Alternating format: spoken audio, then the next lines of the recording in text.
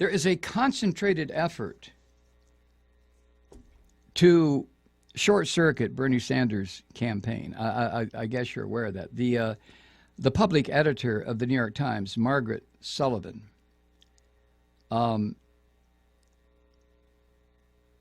has a piece up on the internets. She, she's the public editor. It's her job to keep track of the New York Times editorial policies. Not on the editorial page, but their news reporting, the editorial of the news, how the news is reported. It's her job to make sure that it remains as balanced as possible. She does not insist that 97,000 environmental scientists, when they state that climate change is occurring, and there are three who say there isn't, she doesn't feel that there has to be equivalence there, but and she doesn't feel they have to present the point of view of the three assholes. But she does keep track of the editorial content of the Times to drift into opinions showing up in the column or in the news reporting. Opinions are fine in a newspaper, but according to the rules of journalism, they have to be labeled as such. Okay. Here's what she said. Bernie Sanders supporters have been unhappy with the Times in recent months, but it looked as if they were beginning to have their moment in the sun on Monday morning. Monday just passed. Now, this is a bait and switch story that just freaked my ass out. An article by Jennifer Steinhauer, published online, carried the headline, quote, Bernie Sanders scored victories for years via legislative side doors, end quote. And what the article described, Sanders, a lot of people say, well, Sanders never sponsored any key legislation. Well, the article by Jennifer Steinhauer described the way Sanders had managed a significant number of legislative victories in Congress, despite the political independence that might have hindered him. What Sanders would do, if you check back, he would pair up with Democrats, or even pair up occasionally with a Republican, to get some type of legislation that Sanders felt was necessary to the well-being of us, and he would get it passed. Now, his name might have not have gone on the legislation, but he worked his ass off, is what Jennifer Steinhauer said. Now, the article, according to Margaret Sullivan, the article stayed in essentially that form for several hours online, that Bernie Sanders had worked like a Trojan in the Congress to get things done. But in the late afternoon, this is an online article, Times editors made significant changes to its tone and content, turning it from almost glowing to somewhat disparaging. The later headline read, via legislative side doors, Bernie Sanders won modest victories. Now, the original headline, Bernie Sanders scored victories for years via legislative side doors. They changed it. Via legislative side doors, Bernie Sanders won modest victories. And then these two paragraphs were added to Steinhauer's article. Quote, but in his presidential campaign, Mr. Sanders is trying to scale up those kinds of proposals as a national agenda. And there is little to draw from his small ball legislative approach to suggest that he could succeed. Second paragraph. Mr. Sanders is suddenly promising not just a few stars here and there, but the moon and a good part of the sun, from free college tuition paid for with giant tax hikes to a huge increase in government health care, which has made even liberal Democrats skeptical. Now, those two paragraphs were added to what was otherwise a factual article talking about Sanders' legislative victories, as slim as they might have been, in the Senate and in the House before he became a senator. Changes the tone considerably, doesn't it? Smarmy son of a bitch who wrote that, his small ball legislative approach, promising a few stars, but now the moon and a good part of the sun. Free college tuition paid for with giant tax hikes. Son of a bitch. So Margaret Sullivan writes, the changes didn't go unnoticed.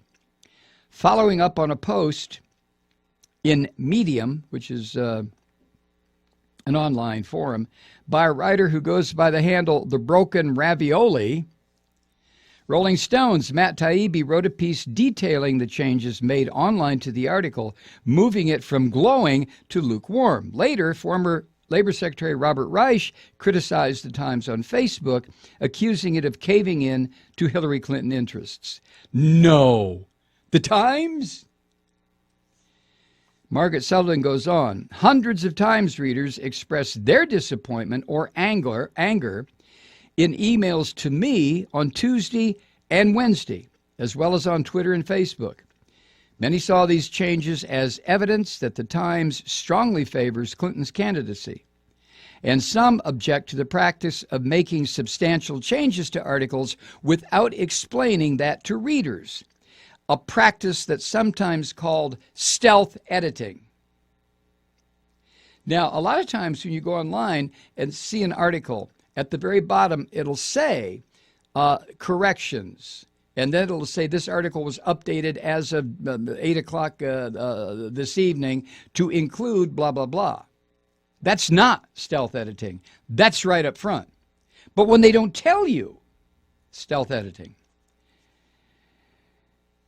Margaret Sullivan says, one reader in Alexandria, Virginia wrote, quote, how in the world can the Times justify publishing a story and then, after it has been shared many times, changing parts of it wholesale to substantially change the tenor of the article with no notice that a change has been made?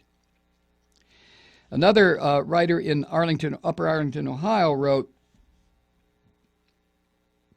what goes into big changes like this? I'm familiar with corrections, but I'm curious about how an entire piece gets revised, especially with such a change in content. So anyway, Margaret Sullivan, whose job it is to track this down, she writes, I asked the top editors at the Times, along with the writer of the original article, Ms. Steinhauer, and her immediate editor, for a response. Ms. Steinhauer, in response to my email, suggested that I speak to editors because, quote, it was an editing decision, end quote. Steinhauer didn't write it. Now, she adds, parenthetically, Margaret Sullivan adds parenthetically, the executive editor, Dean Baquet, also responded to Eric Wemple of the Washington Post on Tuesday, and Ms. Steinhauer responded to the Rolling Stone piece. Both said, in essence, that the changes were routine efforts to add context to an evolving story. But in response to the public editor at the Times, Ms. Steinhauer said it was an editing decision. Margaret Sullivan says, so what happened here? Matt Taibbi, a deputy executive editor, said that when senior editors read the piece after it was published online, they thought it needed more perspective about whether Mr. Sanders would be able to carry out his campaign agenda if he was elected president. I'll be goddamned. You tell me one candidate for president who became president that was able to carry out his entire agenda. Oh, I know. How about Barack Obama?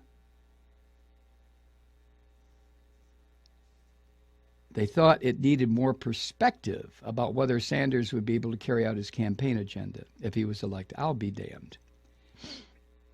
What about more perspective on Hillary Clinton? What about her campaign agenda, which remarkably is becoming almost a shadow of Bernie Sanders?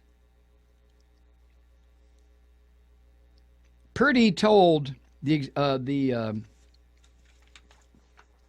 public editor here, Margaret Sullivan, Purdy said, quote, I thought it should say more about his realistic chances. He said editors believe that the article as originally written didn't approach that question. His realistic chances. So the Times is going to take it on themselves to decide who has a realistic chance to win the Democratic nominee? There's only two of them, for Christ's sake.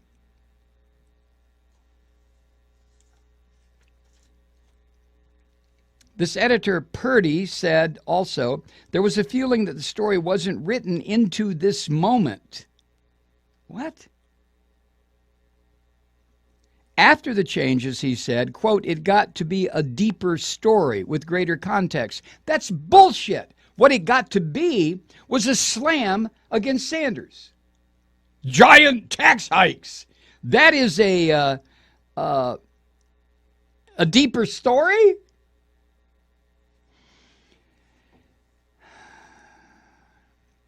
Three editors told Margaret Sullivan that that the editing changes had not been made in response to complaints from the Clinton camp. Did the Clinton people even reach out to the Times to say, you better change that? The executive editor, Baquette, said in an email, quote, not that I know of. The article's immediate editor, Michael Tackett, agreed. There's zero evidence of that, he wrote. Everyone agrees, Margaret Sullivan writes, that factual corrections have to be noted. As for editing changes in stories that are already up, I've written repeatedly that most do not need to be flagged to readers' attention. Doing that for scores of stories every day would be unwieldy. But what about changes that affect the tone and substance of an article, as this bullshit did? 3 times editors told me clearly that they don't believe that was required here. These changes, Mr. Purdy said, were about nuance and depth. I'll be goddamned when you say somebody is going to enact giant tax increases to pay for free college education. You call that nuance?